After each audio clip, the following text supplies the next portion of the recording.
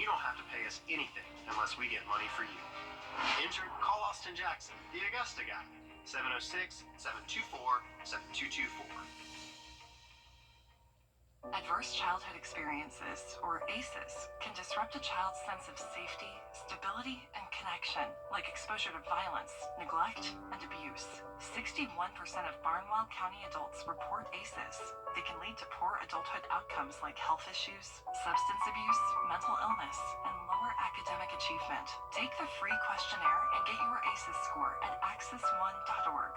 This ACEs prevention message is brought to you by Access One Center of Barnwell. Vinny, we can save thousands of pets each day. Join us. Together we can save them all.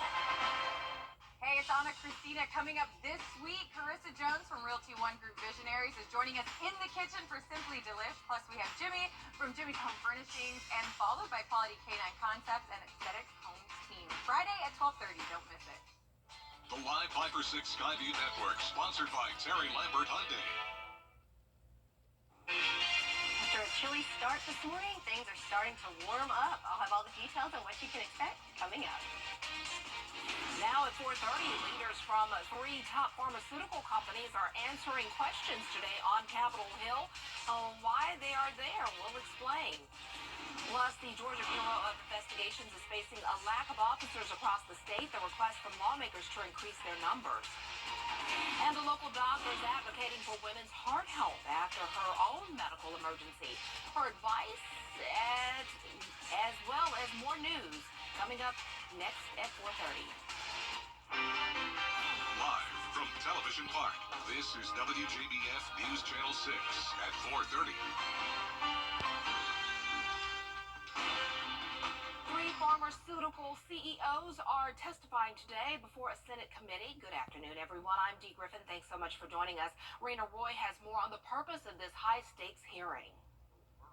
Pharmaceutical CEOs in the hot seat Thursday, testifying before senators about high prescription drug costs in the U.S. Even though the price of Keytruda is 1/4 of the price in Japan, does Merck make a profit selling Keytruda in Japan? We do. The heads of Johnson & Johnson, Merck, and Bristol-Myers Squibb getting grilled about why costs are so high, citing research and development while defending the billions paid in dividends to stockholders. Our priority is investing in R&D. We have spent $77 billion since 2016, and yes, we have to pay dividends because it's the only way that the company can remain operational and sustainable. The Senate Health, Education, Labor, and Pensions Committee, chaired by Senator Bernie Sanders, hoping to lower costs for Americans. As we pay by far the highest prices in the world for prescription drugs, 10 of the top pharmaceutical companies in America made over $110 billion in profits in 2022. They are doing phenomenally well, while Americans cannot afford the cost of the medicine they need. The committee says Johnson & Johnson charges Americans with psoriatic arthritis $79,000 for Stelara, while the same product is about $16,000 in the UK. Similarly, saying Merck charges diabetes patients $6,900 for Januvia, when that same product can be purchased for $900 in Canada and $200 in France. That, unfortunately, comes at a fairly significant cost for those patients outside of the U.S. In Canada, patients will wait roughly 3.5 to 4 years to get access to a medicine that is available in the U.S. Some senators also criticizing Congress for failing to act when it comes to lowering costs for Americans. Rena Roy, ABC News, New York.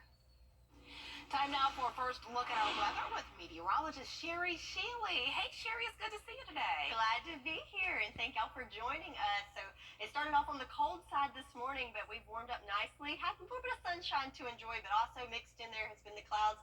And they've kind of been on the increase all afternoon. Started off with some wispy cirrus, but now in Waynesboro on our Terry Lambert Hyundai Skyview cam, you can see we got a good little blanket of clouds there. But I think in the next couple of hours, as we get towards sunset time, it will make for a beautiful sunset with those streaks of clouds in there. So you can see on our satellite and radar, we do have high pressure moving off to the Carolina coast, but we do have those clouds just funneling in. But again, they are fair weather clouds, so nothing to worry about there. For temperatures, we are on the warmer side of things, so made it into the lower 60s. Now we're 59 in Augusta, 61 in Bamberg, 58 in Thompson. With the winds, nothing to worry about there. They're light and variable coming from the south-southeast.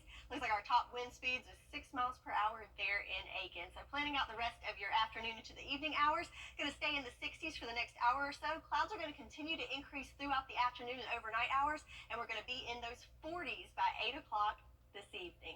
So what can you expect? Well, we're definitely going to keep warming on up over the next couple of days. But not only are the temperatures increasing, but also our rain chances up. All the details on what you can expect coming up in your full forecast. Dee? All right, thanks so much, Sherry. We'll see you then. The GBI is looking to hire more staff to prevent a backlog in crime cases. The GBI, an assist-only agency, handled nearly 7,000 investigations last year. And Georgia Governor Brian Kemp wants to create a GBI gang task force in Columbus, fund 2 Georgia State Patrol posts, and fund 21 crime lab positions. But the director says to keep employees in law enforcement, it comes down to passion and pay. Getting people interested in a law enforcement career, and then being able to recruit those men and women, whether it's for a sheriff's office, police department, GBI, GSP, whatever the case may be, getting them interested in a career of public service. I think there has to be a desire for it and a passion to do that. Governor Kemp gave a one-time salary bonus for all teachers, education staff, and state employees last December. A bill that would legalize the limited use of medical marijuana in South Carolina has been picked up by the state Senate again, continuing a years-long push for advocates to pass the legislation. The bill, also known as the Compassionate Care Act, would legalize marijuana for medical use in South Carolina for patients with certain debilitating medical conditions. State senators voted 26-13 to set the bill for special order, which will fast-track it for debate on the Senate floor. February is American Heart Month, and a local doctor is shedding light on critical health concerns. In a recent report by the American Heart Association, disparities in heart disease occurrence and treatment, particularly among Black patients, has been highlighted. Dr. Catherine Toomer from Total Weight Care Institute underscores the significance of addressing prejudice, bias, and miseducation in healthcare. One of the ways that we can do this is when we decide we're going to do something, ask ourselves, if this person were my sister, if this person were my mother, if this person were my brother, father, uncle, would we do exactly the same thing that we're doing right now? And if the answer is no, then we need to re-examine what we're doing. Dr. Toomer says early diagnosis, prevention, and a holistic approach to understanding health are key. Well, coming up, an Augusta woman talks about her journey from the Garden City to Hollywood. We're honoring Black history. And temperatures are on the rise. We're going warm, warmer, and then it's going to be wet. I'll have all the details for you coming up in your full forecast.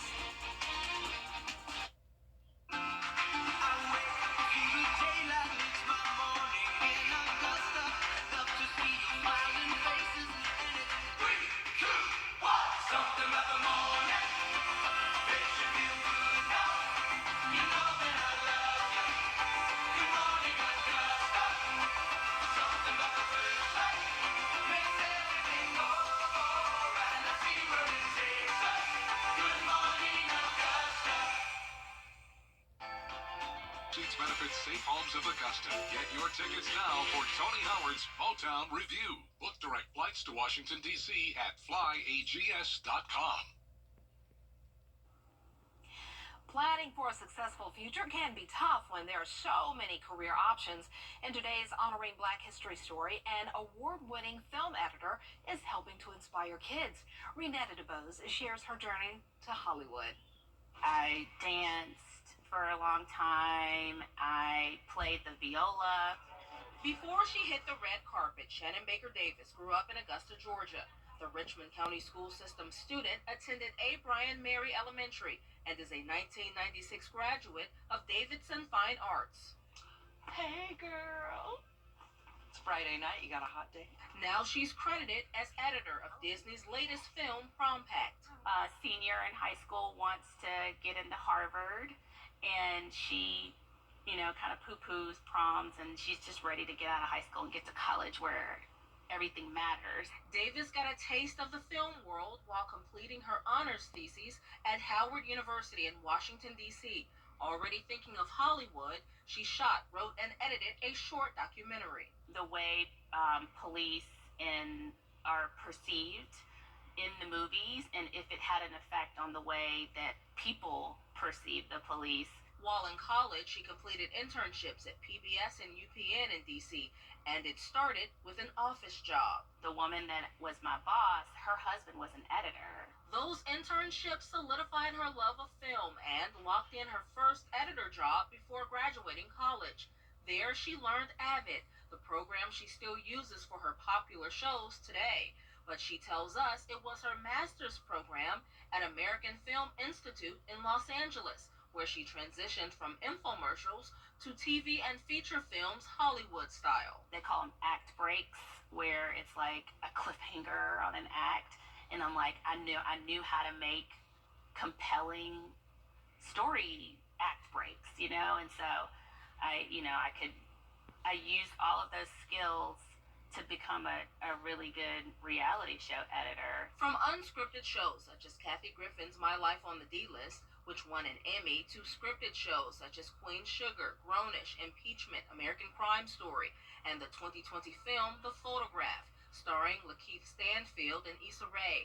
Davis edited her way into Hollywood's best, the Academy. And I'm in the film editors branch, and I'm pretty sure one of 4 Black women. Despite a recent slowdown from the writers and actors strikes, she continues doing what she loves, even writing her own work, and shares this advice for students wanting to also be in the industry. To know your craft, know the people that are doing it, study as much as you can, and tell people about it. Great advice. Good for her. Congratulations, and we're proud of you. Be sure to tune in for our Black History Month special. Join me and Renetta DuBose on Thursday, February 22nd at 7 p.m. right here on WJBF News Channel 6. Did you know that Isabel Sanford was the first Black woman to win an Emmy Award for Best Actress in a Comedy Series? She was best known for her role as Louise Jefferson on All in the Family and the spin-off series, The Jeffersons. Sanford won that award in 1981. Over 40 years later, Quinta Brunson, the creator and star of ABC's Abbott Elementary, won that same award at the 2024 Emmys, making her the second Black actress to win that award. I'm Carlton T. Clay, and we are honoring Black history because Black history is America's history. 24th and 25th, rain or shine. Don't miss the fun. The Good Morning Augusta Coffee Club on News Channel 6. Sponsored by Honda Cars of Aiken. Shop online today at HondaCarsOfAiken.com. Now, your most accurate forecast with WJBF Live Viper 6. Welcome back. Time now 4:45, which means it's almost quitting time for the 9-to-5ers out there. And some other good news I've got for you is we're going to have a beautiful sunset, I think, on tap, as we can see from our Terry Lambert Hyundai Skyview cam. Even though we've got the cloud cover there, when you have that beautiful sun behind it, it makes for nice gradient of colors and just a nice end to the day, which will come in right at 6:06 this evening, sunset time. But right now, it is 59 degrees out there in Augusta. Winds nice and light coming from the southeast at 3 miles per hour. Looking across the southeast with our temperatures, we've all got a little taste of spring here with these warmer temperatures. 60 in Charleston, 65 in Jacksonville. Of course, there's 70s in the Sunshine State and more warm temperatures all across the southeast. Well, we've also got cloud cover all across the southeast, as we can see on our satellite radar. Even though we've got this high pressure that's starting to make its way off the coast of North Carolina into Virginia, behind it, though, you can see these clouds just funneling in from the southeast. But the good news is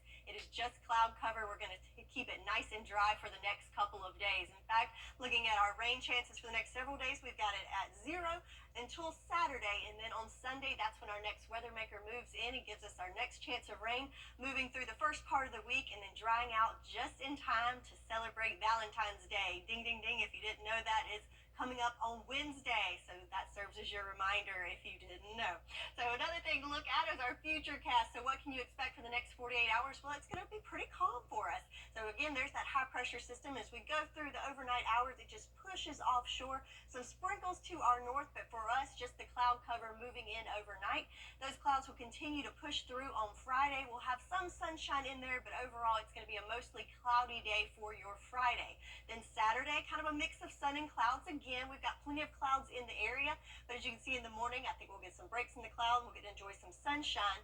Then Saturday night, we're right on the cusp of that weather maker. As you can see that frontal system coming through and all of the rain back behind it, that will be pushing into our neck of the woods starting on Sunday. But for tonight, it's going to be nice and mild thanks to all that cloud cover. So it was very chilly this morning. Not going to be the case tomorrow morning, as our overnight lows are only in those lower 40s, so not too shabby there. Looking at your day planner for your Friday, going to need a light jacket to start off the day with temperatures in those lower 40s, but then we'll warm up just at the cusp of 50 by 9 a.m. And then by lunchtime, really just need a light jacket as we're going to warm up into those mid to upper 60s, but again, lots of cloud cover there as well. Temperature trend, we are on the upward side of things, so 69 for your Friday, which is above average, but then check it out, back to the 70s on Saturday, in the upper 60s over the weekend, and then we get back to normal starting off next week. So your 10-day forecast looking pretty calm and nice, just some cloud cover over the next couple of days, and of course those warmer temperatures. But then on Sunday, you're going to need to bring that rain gear back out as we have our best chance of rain coming into Sunday and Monday, and then back to sunshine on Tuesday. So a little taste of spring there. Yeah, but then winter's like, don't forget I'm here. Yeah, but spring will be here before we know it, and then so will severe weather. That's right. Here is meteorologist Jenna Petracci with more on lightning safety. It is severe weather preparedness week across the state of Georgia, and all this week, the Live Viper 6 weather team has special segments to help get you ready for springtime severe weather season. Now we are on to day 4, which is lightning safety. So we are going to be talking all about it, and you may be thinking, lightning is not even a form of severe weather, and you are technically correct, but that doesn't mean that it's not something we should take seriously. Lightning is very dangerous, and it's actually one of the leading weather fatalities in the United States, and it can strike when you least expect it. Lightning is responsible for 30 deaths across Georgia from 1995 to 2016, so it's very important that we know how it works and we know when we need to get to safety. Lightning is caused by the buildup and release of electrical energy between positive and negative charges from the earth and a thunderstorm, and lightning can strike miles and miles away from the actual storm, and that is known as a bolt from the blue. So it may be sunny where you are, not raining at all, but there could be thunderstorms out in the distance. That's why it's always important to check your Live Viper 6 weather app to see the radar, and if a thunderstorm is nearby, that means it may be close enough to strike. It's also important to know that you can calculate the number of seconds between lightning and thunder and dividing it by 5. So if you get 15 seconds between the sound of thunder and that flash of lightning, that means that the storm is only 3 miles away from you, which is certainly close enough to strike. Now, you definitely don't want to be out on a boat or anywhere near the water when you are in a lightning storm, because electrical currents can travel easily through the water and metal. So you want to get somewhere inside, or at the very least, to get to land. But it's important that you're not out in an open field, because lightning likes to strike the tallest object it sees, and you never want that to be you. And also, never stand by any tall trees. Overall, the best place to be is inside a building or, of course, in your house. And remember, if thunder roars, head indoors. Buy more, save more. A sectional sofa set is now a low $999.99. Only at Brandsmart USA. Today, a Goodwill Retail Training Center opened on the corner of 15th Street and Walton Way. The retail showroom is more than 6,700 square feet. 86 cents of every dollar spent at Goodwill funds training, education, career counseling, and employment assistance for those in our area. We were able to hire 20 people from the community that were unemployed, give them jobs. We give great benefits to our employees, and so we're helping to create new economic energy in this community, in this medical district. The store is open for donations and shopping Monday through Saturday, 9 a.m. until 7 p.m. and Sunday, 11 a.m. until 6 p.m. Looks like a great store. Well, coming up on News Channel 6 and 5, a live report on how to help your child deal with grief. This after a deadly, devastating house fire locally. Stay tuned.